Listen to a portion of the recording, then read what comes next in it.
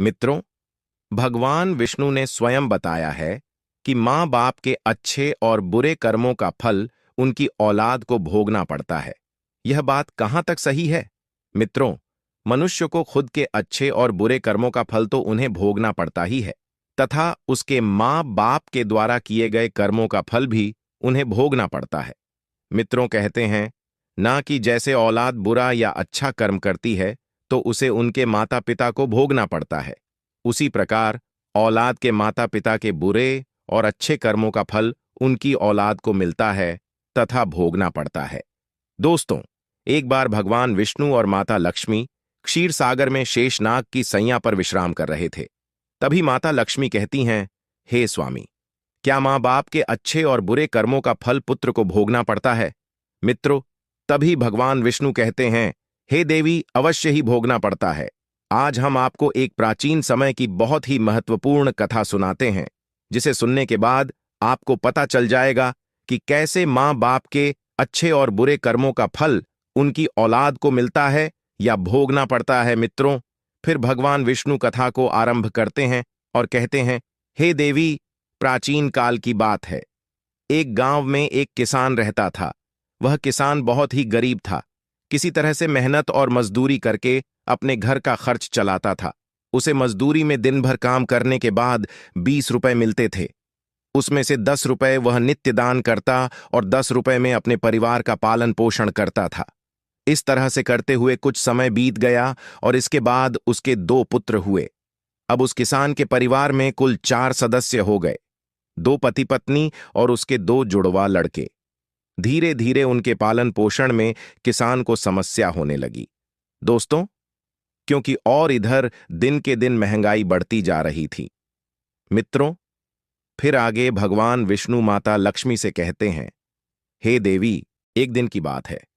किसान के लड़के ने अपने पिताजी से कहा कि पिताजी, आप नित्य 20 रुपए कमाते हैं, जिसमें से 10 रुपए आप दान कर देते हैं, और 10 में हम अपना गुजारा कैसे कर पाएंगे? किसान को चुप देख करके उसकी पत्नी ने कहा कि नहीं बेटा, ऐसी कोई बात नहीं है। आपके पिताजी रोज 20 रुपए कमाते हैं और 10 रुपए दान कर देते हैं, या तुम्हारे लिए ही दान करते हैं, दूसरों के लिए नहीं। मित्रों, लेकिन वह दोनों लड़के इस बात को नहीं समझते थे, क्योंकि वह दोनों नन्हे बालक थे। मित्रों, फिर आगे भगवान विष्णु कहते हैं, हे देवी, फिर इसी तरह से कुछ समय बीतता गया और किसान के दोनों लड़के धीरे धीरे बड़े होने लगे। इधर किसान की एक दिन काम करके घर आते समय कार से लड़ने की वजह से मृत्यु हो जाती है। जब किसान की पत्नी और उसके दोनों लड़कों को पिता की मृत्यु की खबर मिली तो उनको बड़ा दुख हुआ। एक दिन किसान के दोनों लड़कों ने अपनी मां से पूछा कि माताजी, हमारे पिताजी कहाँ चले गए हैं? किसान की पत्नी ने कहा कि बेटे, तुम्हारे पिताजी हम सबको छोड़ करके भगवान भोले बाबा के पास चले गए हैं। जब तुम्हारे पिताजी थे तो रोजाना 20 रुपए कमाते थे और 10 रुपए की बचत करते थे। हमारा पालन पोषण उसी 10 रुपए में करते और बाकी का 10 रुपए वो दान करते थे। अब हमारा पालन पोषण कैसे होगा? कैसे हमारा पेट भरेगा? मां ने अपने दोनों बच्चों से कहा, बेटों, जिस घर में गरीबी होती है उसका कोई सहायक नहीं होता है, उसे सभी दूर भागने लगते हैं, सिवाय भगवान के बेटों, क्योंकि वही गरीबों के सहायक होते हैं। बेटों ने अपनी मां से कहा कि माताजी, ऐसा मत सोचिए, हम दोनों भाई भगवान भोले बाबा के पास जाएंगे और अपने पिताजी को वापस लेकर के आएंगे, क्योंकि हमने सुना है भगवान भोले बाबा बड़े दयालु हैं। वह हमारी दुखों को देखकर हमारे ऊपर अवश्य ही उन्हें दया आएगी और वह हमारे पिताजी को हमारे साथ अवश्य ही भेज देंगे। मित्रों, फिर आगे भगवान विष्णु कहते हैं, हे देवी, वह नन्हे बच्चों की बात पर उसकी मां ध्यान नहीं देती है। दिन की बात है कि किसान की पत्नी अपने दोनों लड़कों को घर पर छोड़ करके गांव में किसी काम के लिए चली गई और उधर जो उसके दोनों लड़के थे वह दोनों भाई आपस में सोचने लगे, क्यों ना हम कैलाश पर्वत पर भगवान शंकर के पास चले और अपने पिताजी को वापस लेकर के आए। ऐसा सोच करके अपने पिताजी को लाने के लिए वो दोनों भाई अपने घर से चल देते हैं। दोस्तों, उन दोनों भाइयों को चलते चलते काफी समय बीत गया। उसी समय उनको थकान का अनुभव हुआ और दोनों भाई एक बहुत विशाल बरगद के पेड़ को देख करके उसकी छाया में आकर के खड़े हो गए। दोनों भाइयों ने सोचा कि बरगद के इस पेड़ की छाया में थोड़ा सा विश्राम करते हैं, फिर दोनों भाई उसी बरगद के पेड़ के नीचे बैठकर विश्राम करने लगे। तभी उस बरगद के पेड़ ने इंसान की आवाज में कहा कि बेटे, तुम लोग कौन हो और कहां जा रहे हो? मेरी छाया में आज तक तुम्हारे जैसे कोमल बालक नहीं बैठे हैं। फिर उन दोनों बच्चों ने कहा कि हम किसान के बेटे हैं और अपने पिताजी को लाने के लिए हम कैलाश पर्वत पर भगवान भोले बाबा के पास जा रहे हैं। उस बरगद के पेड़ ने जब उन बच्चों की बात सुनी तो वह कहा कि पुत्रों, तुम मेरे लिए भी भगवान भोले बाबा से एक प्रश्न पूछ करके आना। कहने लगा कि मैं कई वर्षों से यहां पर लगा हुआ हूं, लेकिन मेरा एक भी पत्ता जमीन पर नीचे नहीं गिरता है और ना ही मेरी डालियां कभी सूखती हैं। मैं कितने वर्षों तक और यहां पर खड़ा रहूंगा? मैंने अपने पूर्व जन्म में ऐसा कौन सा पाप किया है जिस कारण से मुझे इस योनि से मुक्ति नहीं मिल पा रही है? इसका कौन सा कारण है? तब उन दिनों लड़कों ने कहा कि ठीक है, हम भगवान भोले बाबा से तुम्हारा यह प्रश्न जरूर पूछ करके आएंगे मित्रों। फिर आगे भगवान विष्णु माता लक्ष्मी से कहते हैं, हे देवी। इतना कहकर के वो दोनों बालक वहां से आगे चले चलते चलते रास्ते में उन्हें एक बहुत ही भयानक बड़ा सा सांप मिल गया। उस सांप को देख करके वो दोनों भाई डर के मारे कांपने लगे और खड़े हो गए। वहां से वो दोनों भाई भागने ही वाले थे, तभी वह सर्प मनुष्य की आवाज में बोलने लगा और कहा कि बच्चों, तुम मुझसे डरो मत, मुझे इतना बताओ कि तुम कौन हो और कहां जा रहे हो। वो दोनों बच्चे उस सर्प के पास गए और हाथ जोड़ करके कहने लगे, हे नाग देवता, हम दोनों किसान के पुत्र हैं और हम दोनों जुड़वा भाई हैं। हम दोनों कैलाश पर्वत पर भगवान भोले बाबा के पास अपने पिताजी को लेने के लिए जा रहे हैं। उस सांप ने कहा कि बच्चों, तुम भगवान भोले बाबा से मेरा एक प्रश्न पूछ करके आना। मैं कई वर्षों से यहां पर पड़ा हुआ हूं, मेरे से अब चला भी नहीं जाता। मेरे शरीर में इतनी जान नहीं है कि मैं थोड़ा सा भी चल फिर सकूं। मैंने अपने पूर्व जन्म में ऐसा कौन सा पाप किया है जिस कारण से मुझे इस योनि से मुक्ति नहीं मिल पा रही है? इसका कौन सा कारण है? तब उन लड़कों ने कहा, ठीक है, हम भगवान भोले बाबा से तुम्हारा यह प्रश्न पूछ करके जरूर आएंगे मित्रों। फिर आगे भगवान विष्णु माता लक्ष्मी से कहते हैं, हे देवी। इतना कह करके वो दोनों लड़के आगे चलने लगे। फिर चलते चलते रास्ते में उन्हें एक सेठ जी मिले। सेठ ने कहा कि बच्चों, तुम दोनों कौन हो और इतनी कड़ी धूप और गर्मी में कहां जा रहे हो? देखने में तो तुम बड़े ही सुकुमार और कोमल लग रहे हो। उन लड़कों ने कहा कि हम दोनों सेठ जी किसान के बेटे हैं और हम दोनों सगे जुड़वा भाई हैं। हम दोनों कैलाश पर्वत पर भगवान भोले बाबा के पास अपने पिताजी को लाने के लिए जा रहे हैं। फिर उस सेठ ने कहा कि तुम भगवान शिव से मेरा एक प्रश्न पूछ कर आना। फिर वह सेठ कहता है, हे बेटो, मैं चलते हुए राहगीरों की प्यास बुझाने के लिए कई सालों से यहां पर एक कुआं खुदवा रहा हूं, लेकिन इसमें पानी अभी तक नहीं निकला है। मैंने अपने पूर्व जन्म में ऐसा कौन सा अपराध किया था जिस कारण से इस कुएं में अभी तक पानी नहीं निकला है? मैंने इसमें बहुत सारे पैसे भी खर्च कर दिए हैं, इसका क्या कारण है?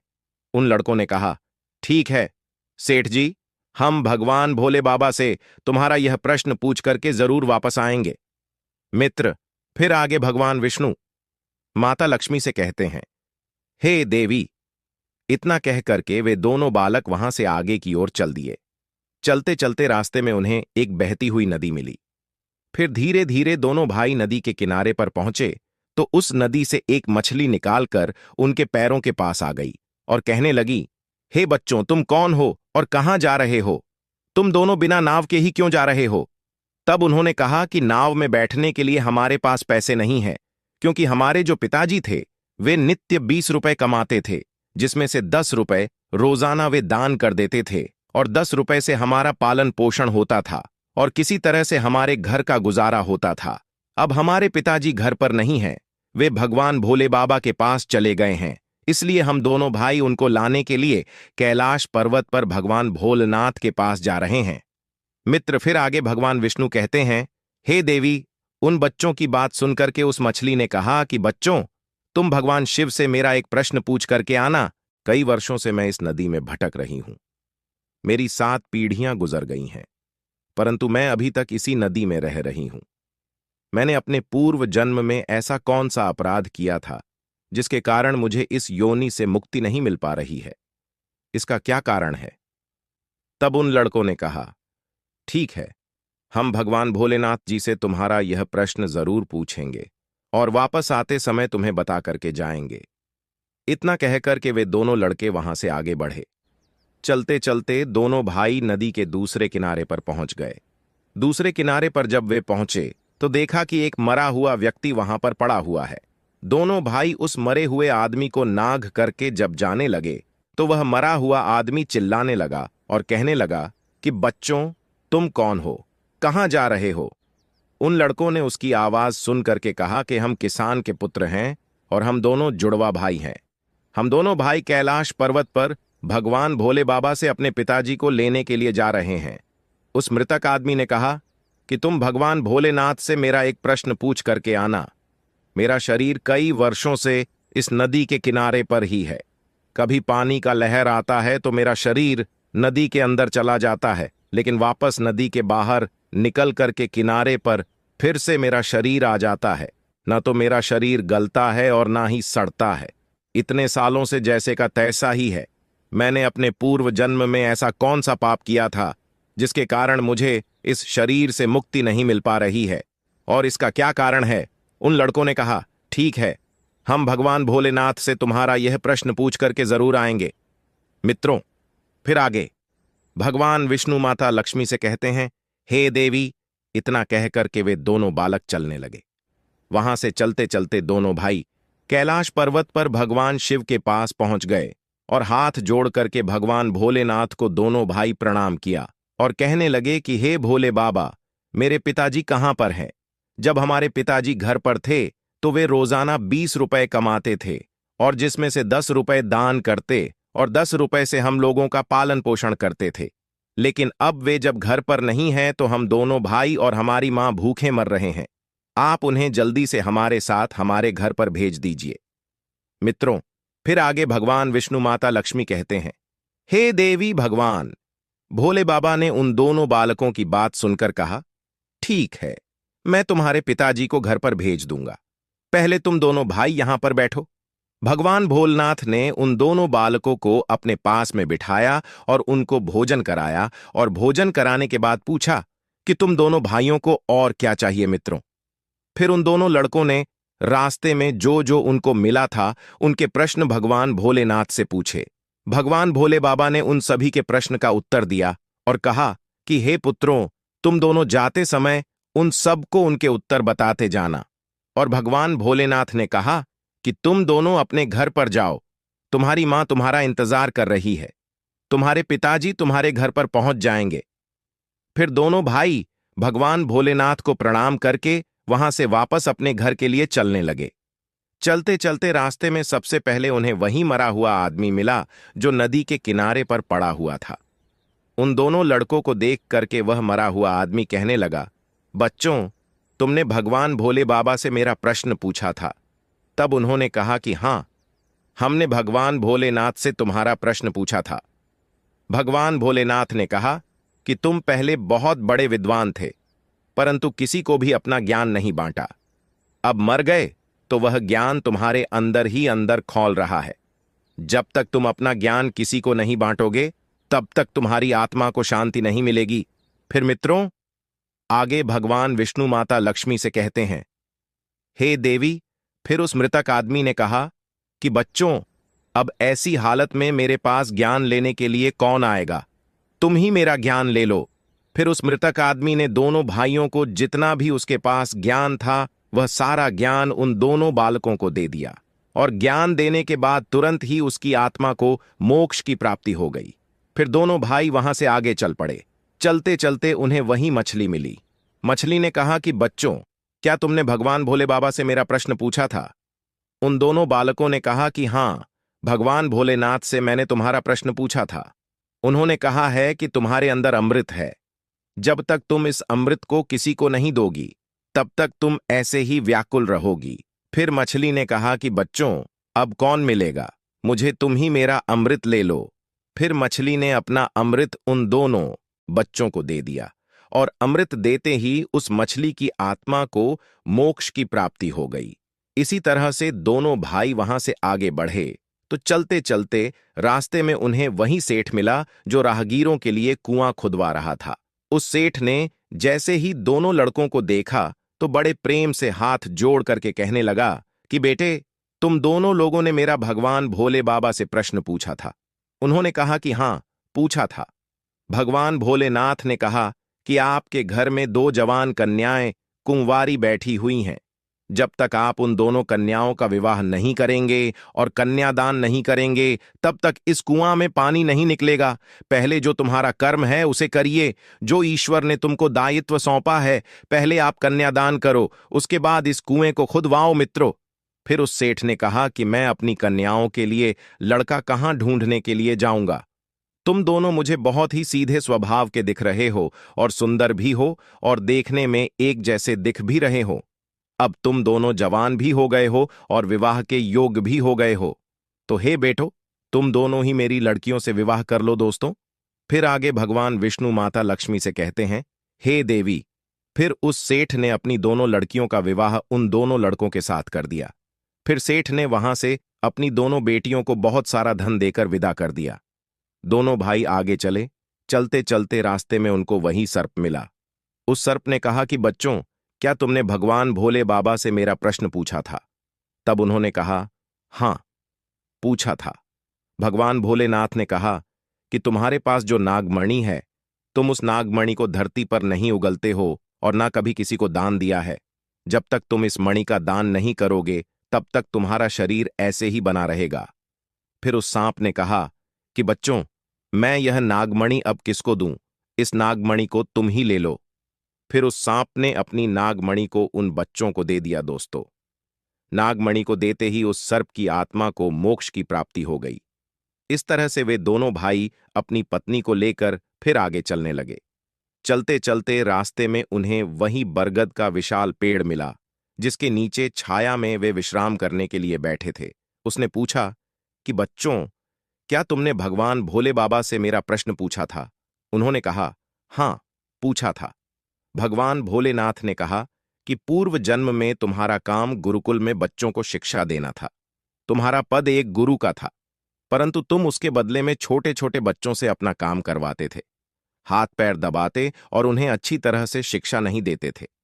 तुम पूर्व जन्म में बहुत बड़े विद्वान थे, परंतु तुमने उन बच्चों को शिक्षा नहीं दी। उन बच्चों के श्राप के कारण तुम हिलडुल नहीं सकते। तुम्हारे अंदर जो ज्ञान भरा हुआ है उसे किसी को दे देना, इसके बाद में तुम्हें फिर मोक्ष की प्राप्ति होगी। मित्रों, फिर आगे भगवान विष्णु माता लक्ष्मी से कहते हैं, हे देवी।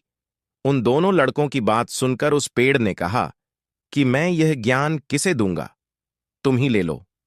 फिर उस बरगद के पेड़ ने दोनों भाइयों को अपना जितना भी उसके पास ज्ञान था सब दे दिया। जैसे ही उस बरगद के पेड़ ने उन दोनों बच्चों को अपना ज्ञान दिया, तो उसकी भी आत्मा को शांति मिल गई और वह उस पेड़ की योनि से मुक्त हो गया। फिर दोनों भाई अपनी पत्नियों के साथ चलते चलते अपने घर पहुंच गए। जब दोनों भाई अपने घर पहुंचे तो किसान की पत्नी उनको देख करके बड़ी खुश हुई और कहने लगी कि बेटों, तुम दोनों कहाँ चले गए थे और यह दोनों लड़कियां तुम्हारे साथ में कौन है? फिर दोनों भाइयों ने जो भी उनके साथ घटनाएं घटी थीं, वह सब कुछ अपनी मां को बता दिया। फिर दोस्तों, आगे भगवान विष्णु माता लक्ष्मी से कहते हैं, हे देवी, अब उन दोनों बच्चों को ज्ञान हो चुका था कि हमारे पिताजी वापस नहीं आ सकते। अब उनकी मुक्ति हो चुकी है। उनके पिताजी ने जो दान धर्म किया था, उसका फल उन दोनों भाइयों को भगवान भोले बाबा ने दे दिया। मित्रों, इस प्रकार से भगवान विष्णु ने माता लक्ष्मी को बताया है कि माता पिता के अच्छे और बुरे कर्मों का फल उनकी औलाद को कैसे प्राप्त होता है और पूर्व जन्म के कर्मों का फल व्यक्ति को कैसे मिलता है और उसके पिता द्वारा किए गए पाप और पुण्य कर्म भी उसके बच्चों को कैसे मिलते हैं। मित्रों, उम्मीद करता हूं आप सभी लोगों को यह कथा और कहानी पसंद आई होगी। अगर आप लोगों को यह कथा पसंद आई हो तो वीडियो को लाइक जरूर करें और कमेंट में जय श्री हरिविष्णु लिखकर चैनल को सब्सक्राइब करके बेल आइकन ऑल पर प्रेस कर लीजिए, जिससे आप सभी लोगों को आध्यात्मिक कथाएं सबसे पहले प्राप्त हो सके। दोस्तों, वीडियो को पूरा देखने के लिए आप सभी लोगों का धन्यवाद।